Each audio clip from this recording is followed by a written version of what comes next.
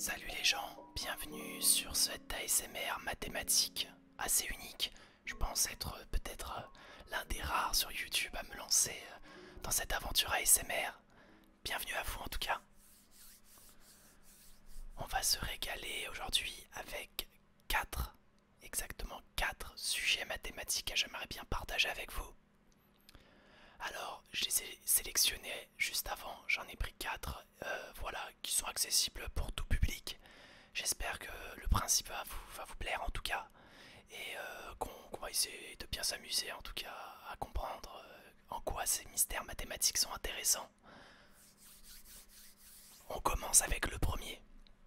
Alors le premier, c'est un sujet que je vois partout sur TikTok, un sujet qui est absolument partout dans tous les médias actuellement. Pourquoi 1 est-il égal à 0,99999 une infinité de fois? J'aimerais bien vous parler de ce sujet. Donc 0,999 une infinité de fois vaut 1. Alors tout simplement, il ne faut pas avoir peur déjà quand on rencontre ce type de choses. En mathématiques, la notion d'infini est super abstrait. Qu'est-ce que l'infini? Vous avez l'impression, à première vue en tout cas, que l'infini c'est quelque chose qu'on peut atteindre, qu'on peut toucher, que l'infini c'est un nombre, on a envie de dire infini plus 1, bah c'est infini. Mais en fait, ça n'a pas de sens de parler ainsi, parce qu'il existe plusieurs notions d'infini. Tout simplement, vous avez vu qu'il existe une infinité de nombres entiers, 1, 2, 3, 4, 5, 6, 7, 8, 9, etc. Mais il existe encore plus de nombres que les nombres entiers. Il existe les nombres réels, les nombres relatifs, les nombres rationnels. Donc il existe de plus grandes infinies en fait. Et donc l'infini, quand je dis 0,999, une infinité de fois, c'est un infini déjà qui est assez abstrait, qui n'est pas juste quelque chose qu'on peut imaginer comme un nombre. Donc oui, c'est possible que 0,999 une infinité de fois vaut 1. Et pour vous expliquer cela simplement, je vous propose de prendre le nombre tout simplement que vous connaissez absolument tous, la fraction la plus élémentaire que vous avez vue normalement en classe. C'est la fraction de 1 tiers, 1 sur 3.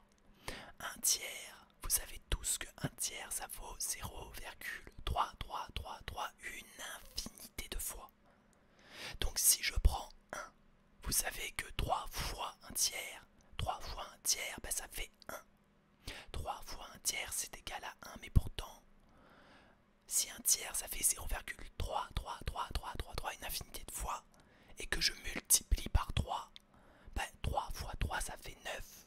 Donc 0,333 une infinité de fois, fois 3, ça fait 0,999 une infinité de fois. Or je viens de vous dire que 3 fois 1 tiers, normalement ça fait 1. Donc ça veut dire que 1 est égal à 0,99999 une infinité de fois. Vous voyez qu'une notion aussi simple, normalement, au premier abord en tout cas, en fait, il y a une notion d'infini derrière qui est assez complexe. Pour aller un peu plus loin, je vais vous montrer une autre preuve de celle-ci. Si vous prenez x égale à 0,99999 une infinité de fois, et que vous multipliez ce nombre par 10, je décale les virgules, c'est-à-dire que j'obtiens 9,99999 une infinité de fois. Et donc si je lui retire à 10x, à ce 10 fois ce nombre, je lui retire x, ça me fait tout simplement 9. Donc j'ai montré que 9x est égal à 9 et donc que x est égal à 1. C'est une autre façon ici en fait de voir que en fait 1 est égal à 0,99999 une infinité de fois. Voilà pour la première. Je vais passer maintenant à la deuxième. J'espère que pour le moment, cette ASMR mathématique vous plaît et que vous êtes prêts pour le deuxième principe que je trouve excellent en mathématiques et qui est super utile. C'est le principe des tiroirs. Le principe des tiroirs, c'est une notion qu'on utilise au quotidien en fait. Vous l'utilisez sans le savoir tous les jours. Et c'est un principe mathématique élémentaire pour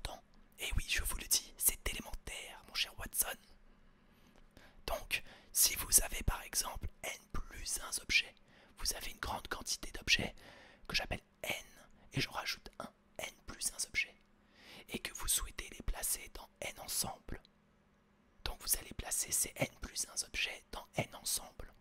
Le problème, c'est que comme il y a n ensemble, il y a forcément un ensemble qui va contenir deux objets. Plus simplement, prenons un exemple. Vous avez 4 chaussettes et vous avez 3 tiroirs. Si vous avez 4 chaussettes et que vous avez 3 tiroirs et que vous souhaitez ranger donc vos chaussettes dans vos tiroirs, il existera forcément un tiroir avec 2 chaussettes. Et oui, et ce principe qu'on appelle le principe des tiroirs, il est super utile. Super utile. Un exemple tout simple. Parmi 3 personnes, d'accord, il y a toujours deux qui sont du même sexe. Ça a l'air tout con, mais c'est exactement ça le principe des tiroirs. Si vous avez 3 personnes, d'accord, et qui peuvent avoir que 2 sexes, vous souhaitez ranger 3 personnes parmi les 2 sexes qu'il y a, homme ou femme. Si on enlève bien sûr les autres possibilités qui peuvent aussi exister. Donc, parmi 3 personnes, hein, il y a toujours 2 au moins qui ont le même sexe si on considère que c'est uniquement des hommes ou des femmes. Voilà. Et en fait, on peut aller encore plus loin avec le principe des tiroirs et dire des choses encore un peu plus subtiles. Un autre exemple. Parmi 13 personnes, si je prends cette fois 13 personnes, il y en a toujours 2 qui sont nés le même mois. C'est incroyable de juste à partir d'une notion mathématique élémentaire pouvoir avoir des raisonnements qu'on utilise au quotidien. On l'utilise au quotidien. Parmi 13 personnes, il y en a toujours 2 qui sont nés le même mois. Oui, je regarde mes notes à ma droite. Un autre exemple, un peu plus drôle avec les anniversaires. Parmi 366 personnes, il y en a forcément d'ailleurs au moins 2 qui sont nés le même jour. D'accord, 2 sont forcément nés le même jour. Si j'ai 366 personnes, ça veut dire que dans un lycée assez grand, il y a forcément 2 personnes qui sont nées le même jour. Voilà le principe justement de se dire qu'est-ce que c'est que le principe des tiroirs. Un principe élémentaire mais super utile. Et oui. Donc vous pouvez vous en servir dans plein de cadres en fait. Hein, vous avez trop d'objets à ranger dans un petit espacement, ça veut dire qu'il y en a forcément voilà, plusieurs qui vont se retrouver au même endroit. C'est assez simple, mais on le pratique tous les jours sans le savoir. Maintenant, gardez ça en tête que c'est un principe mathématique qu'on appelle le principe des tiroirs. Ok, j'espère que ça vous a plu. On va attaquer le troisième exposé. Alors, le troisième, c'est un paradoxe. Le paradoxe des anniversaires, je suis sûr que vous en avez tous entendu parler. Le paradoxe des anniversaires, c'est un paradoxe en fait qui intrigue. Pourquoi un paradoxe? Parce que ça va à l'encontre même de notre intuition. Mais c'est pas parce que ça va à l'encontre même de notre intuition que c'est faux. Et justement, je vais vous citer ce paradoxe sans vous faire de mathématiques. Le paradoxe des anniversaires, il vous dit que tout simplement, est-ce que vous arrivez à trouver la probabilité, le nombre de personnes qu'il faut dans une pièce pour qu'il y ait une probabilité supérieure à 50% pour que 2 personnes soient nées le même jour? On a vu que pour que ça soit à 100%, il en fallait 366 tout à l'heure avec le principe des tiroirs. Mais pour qu'il y ait une probabilité de 50%, ça veut dire qu'il faut moins de 366 personnes. Alors, l'erreur à ne pas faire, c'est de dire j'ai qu'à diviser par 2. Et non, et non, et non, et non. Car tout n'est pas proportionnel en mathématiques. Non, le paradoxe des anniversaires, il vous dit justement que ce n'est pas ça la réponse. Donc l'estimation probabilistique, justement qu'il vous faut du nombre de personnes qu'on doit réunir dans une pièce pour avoir au moins une chance sur 2 que 2 personnes soient nées le même jour. En fait, elle est tout simplement juste que ce nombre est tout petit, tout ridicule, d'accord? Puisqu'il faut 231, d'accord? 231 personnes tout simplement. Et à partir de 23 personnes, Oula, je suis fatigué. Il suffit juste d'avoir 23 personnes, d'accord, pour avoir une probabilité de 50%. C'est-à-dire que dans votre classe, tout simplement, au lycée ou au collège, si vous êtes dans une classe de plus de 23 personnes, il y a une chance sur deux que deux personnes soient nées le même jour. Et attendez, accrochez-vous. Si vous montez à partir de 57 personnes, oui, j'ai regardé le chiffre, si vous montez à partir de 57 personnes, la probabilité monte à 99%. Ça veut dire que si vous êtes dans une pièce avec 57 personnes, vous avez une probabilité tellement élevée que vous avez qu'une chance, qu'1% de chance de vous tromper. Vous avez une chance sur 100 de vous tromper à vous dire. Il y a deux personnes qui sont nées le même jour dans cette pièce. Et ce principe des anniversaires en fait a des applications en génétique, a des applications en biologie, a des applications dans l'évolution. Donc le paradoxe des anniversaires n'est pas juste un paradoxe comme ça, c'est une contre-intuition qu'on a à dire qu'il faut un nom très grand alors que en fait pas du tout. Juste se dire qu'il suffit de 57 personnes pour avoir une chance sur 100 de se tromper à dire qu'il y a deux personnes qui sont nées le même jour. Ça paraît dingue, non? Voilà, je voulais vous partager ce principe en tout cas qui en fait est quand même impressionnant. Voilà, le dernier que j'aimerais bien partager avec vous, c'est mon préféré. C'est mon paradoxe mathématique préféré, c'est un théorème que j'affectionne énormément dans sa preuve. J'affectionne aussi énormément parce que en fait elle permet d'avoir beaucoup de blagues qui en découlent, des blagues mathématiques, hein, je conçois.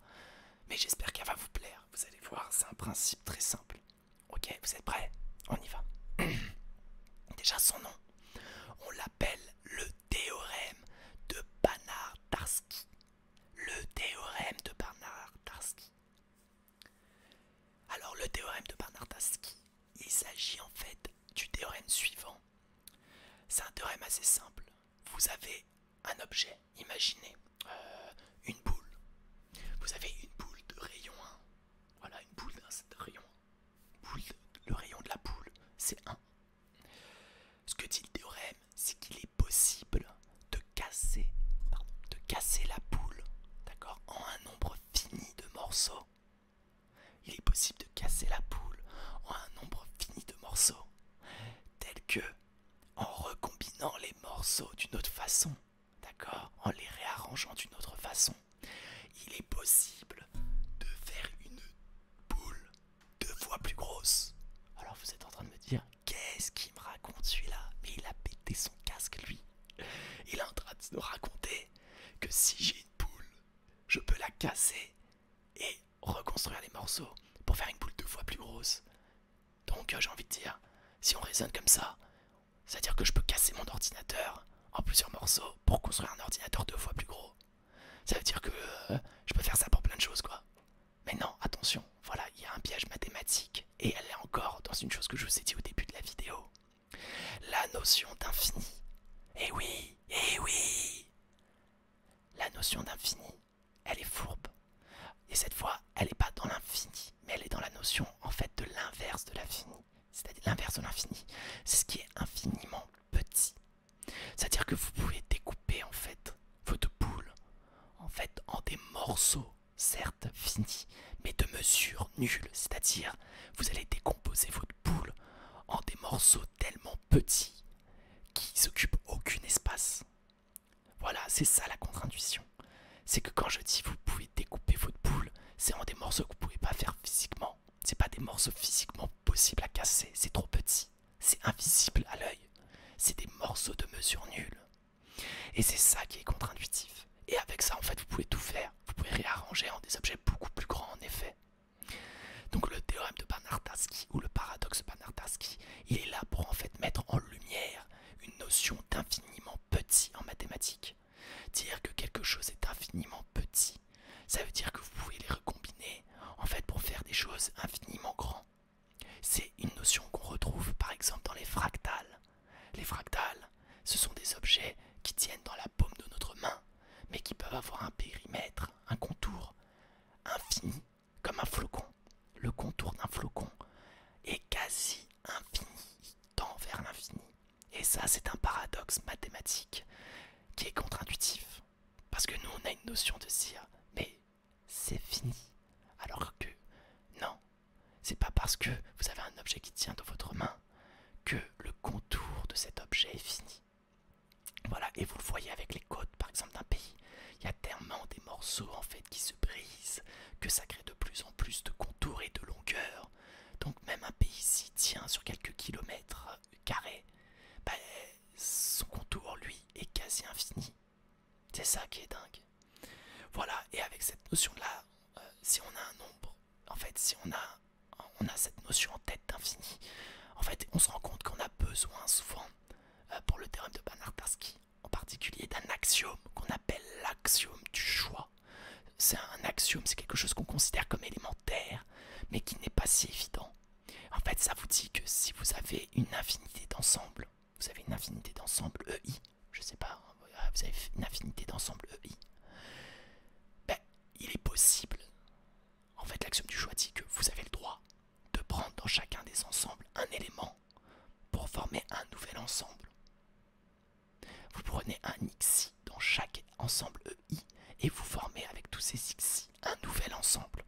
Ça, c'est ce qu'on appelle l'axiome du choix. Et cet axiome-là a l'air élémentaire.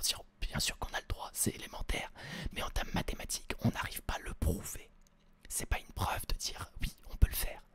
Et la preuve, elle n'existe pas. On l'admet. C'est un axiome. On admet qu'on a le droit de choisir des éléments dans une infinité d'ensembles pour former un nouvel ensemble. Et on l'utilise en fait. On l'utilise dans plein de choses en mathématiques et on l'utilise en particulier quand on parle de notions infinies ou quand on parle du théorème ici de Bernard-Tarski. Voilà. Bah, après ça, vous pouvez faire des blagues assez drôles. Par exemple, je vais vous faire une petite blague pour finir cette vidéo ASMR. La petite blague est assez simple. Il y a un biologiste, un physicien et un mathématicien qui souhaitent repeindre leur chambre en verre. Et en fait, chacun est avec un pot de peinture. Mais le problème, c'est qu'on souhaite utiliser le moins de peinture possible pour repeindre notre chambre. Bah alors, le physicien se lance dans des calculs physiques, voilà, de rugosité pour essayer d'utiliser le moins de peinture. Il se lance et il utilise 2 pots de peinture. Ok. Le physicien, ça en est assez bien sorti quand même. 2 pots de peinture pour repeindre la chambre. Là, on a ensuite le biologiste. Il se lance dans l'aventure, le biologiste. Lui, ce qu'il fait, c'est assez simple. Lui, le biologiste, il souhaite repeindre, en fait, en utilisant une peinture écologique, propre, voilà, ne détruit pas, qui n'est pas fait pour détruire l'environnement. Bon, lui, c'est catastrophique par contre, parce que sa peinture n'est pas optimisée et il utilise 4 pots de peinture. Et là, le mathématicien, il arrive. Et le mathématicien, il est bon. Le mathématicien, il est fort. Il utilise aucun pot de peinture. Et il a repeint toute la pièce. Il a ouvert son pot de peinture. Il a trempé son pinceau. Tac, tac, tac. Et il a tout peint. Et la quantité de peinture qui a été utilisée est de 0. Qu'est-ce qu'il a fait? Mais qu'est-ce qu'il a fait? Alors, vous voulez savoir le fin mot de cette histoire? Oui, bah je vous le dis. Et là, c'est pour les élèves qui sont en prépa ou autres, ils vont adorer. En fait, ça utilise plein de théorèmes mathématiques. Le mathématicien, il s'est dit, bah, ce que je vais faire, c'est assez simple. Je vais prendre mon mur et je vais peindre uniquement les points rationnels de mon mur. Les points rationnels, c'est les P sur Q, les fractions. Il peint que les fractions, en fait, les coordonnées fractionnaires sur son mur. D'accord, que ces points-là. Mais en fait, Q2, il y a une propriété qu'on a sur Q2, c'est-à-dire l'ensemble des fractions au carré, l'ensemble des rationnels au carré.